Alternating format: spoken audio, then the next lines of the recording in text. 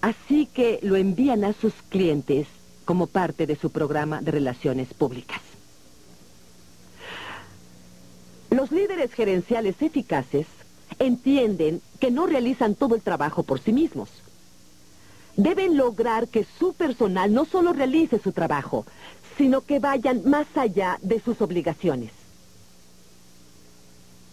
Hay una empresa maderera en el noroeste. Tenía un problema. Muchos troncos se caían al descender a la línea de ensamblaje.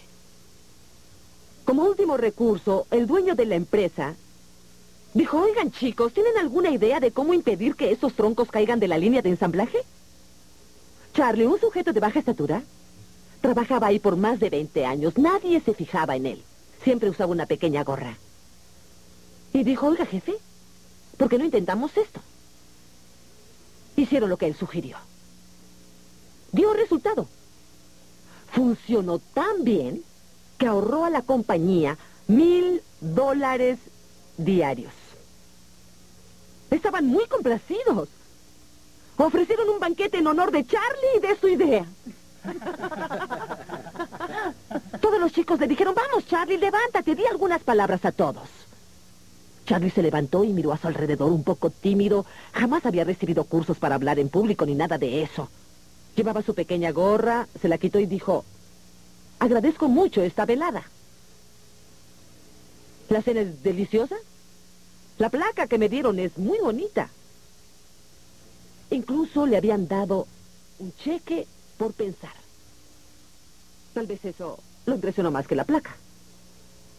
Entonces dijo: a mi esposa le encantó arreglarse para venir esta noche. Pero no entiendo por qué han hecho tanto alboroto.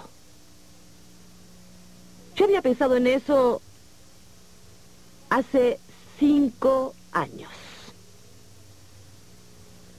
$1,000 diarios. Lo había pensado hace 5 años. Entonces le dijeron: pero Charlie, ¿por qué no nos lo dijiste? ¿Y saben lo que les contestó? Nadie me lo preguntó. Él contestó: no creí que era mi obligación decirles lo que yo pensaba. Creí que mi obligación era colocar troncos sobre la línea de ensamblaje.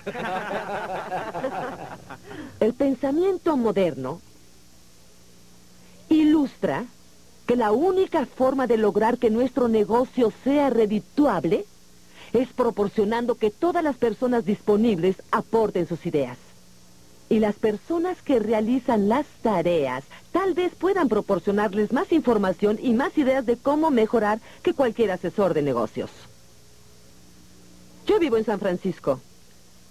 Cuando me mudé aquí, siempre que cruzábamos el puente del Golden Gate, solíamos pagar casetas de ida y vuelta. Y como todos saben, siempre que se cruza una caseta, el tráfico se congestiona.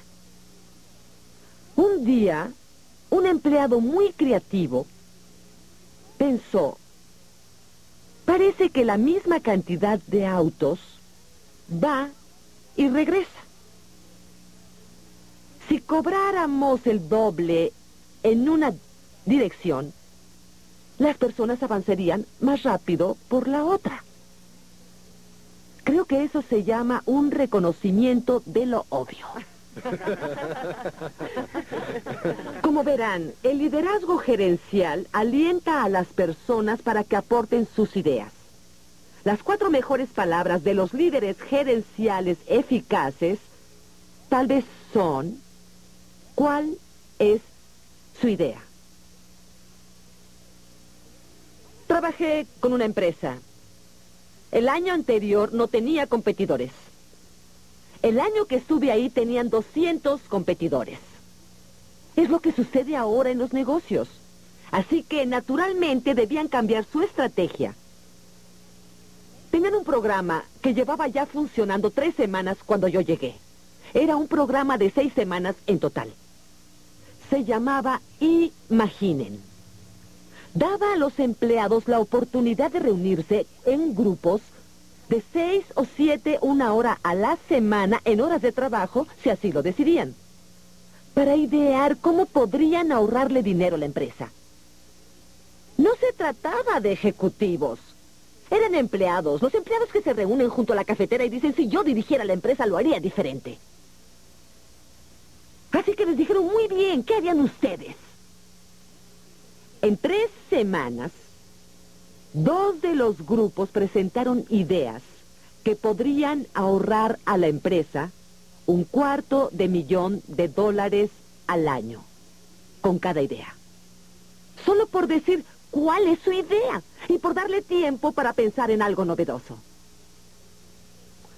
Tal vez piensen, estas técnicas funcionan muy bien en una empresa con gran motivación en la que todos trabajan en equipo.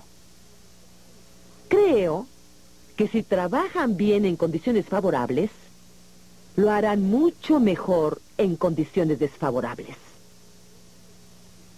Un amigo mío se dedicaba al negocio de distribución de abarrotes al sur de California. Tenía un gran éxito.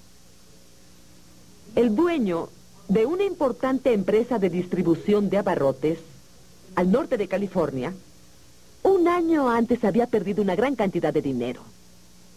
Dijo que tenía una serie de problemas por falta de motivación y convenció a este joven gerente para que fuera a solucionar toda esa situación. Lo primero que descubrió fue que el problema de falta de motivación era peor de lo que él imaginaba. La primera semana que estuvo ahí, los empleados robaron su auto. Pero él pensó que no le había ido tan mal porque incendiaron el auto del hombre que lo contrató. Un grupo de distribuidores de droga de una ciudad vecina trabajaba en la empresa. Incluso descubrió que algunos hombres dormían en las bodegas arriba de las cajas. Lo primero que hizo fue preguntarse por qué había aceptado ese empleo. Además del hecho de que habían perdido mucho dinero el año anterior. Él era el último recurso de la empresa que estaba a borde de la quiebra. Lo primero que hizo fue establecer una estricta disciplina. Las personas debían llegar a trabajar a tiempo, debían hacerlo todo apegados al reglamento, y si hemos de ser sinceros, basándose en la situación que enfrentó, tardó casi 9 meses para que todos hicieran lo que debían hacer. A continuación, empezó a involucrar a los empleados, preguntándoles cuál era su opinión, cuáles eran sus ideas, sobre cosas muy sencillas. ¿De qué color serán las rayas del piso? ¿Rojas, amarillas o verdes? ¿De qué ancho debe ser el cordel con el que empacamos las cajas? Cosas sencillas. Sucedió algo muy interesante. Los empleados a quienes se le preguntaba su opinión, por primera vez empezaron a pensar en la empresa. Y las personas a quienes no se le pedía su opinión, pensaron, ¿por qué a mí no? Y comenzaron a pensar con más seriedad en la empresa. Entonces él incursionó en otros niveles. ¿Qué clase de equipo debemos usar? Compró 2 máquinas que llevaban las cajas a los camiones. Los empleados dijeron que no funcionaban muy bien. Él les dijo, busquen un equipo que funcione y lo compraremos. 2 empleados en su tiempo libre viajaron 800 kilómetros para visitar una fábrica y ver el equipo que pensaban era mejor. Y por su recomendación el gerente lo compró. Estas personas crearon historia en la industria de la distribución de abarrotes. Su récord sigue vigente hoy. Cosas como entregas nocturnas o entregas por previa cita. Muchas de las cosas que decidieron iban en contra de los contratos con el sindicato. Pero como los empleados participaban en el proceso de las decisiones, ayudaron a renegociar los contratos con sus sindicatos. Como se darán cuenta, esas cosas funcionan cuando todo marcha bien. Pero en este caso, tomó tiempo, pero al fin del primer año tuvieron una pequeña utilidad. Al término de 3 años habían cubierto su déficit y estaban teniendo enormes utilidades. Pero lo que es más importante,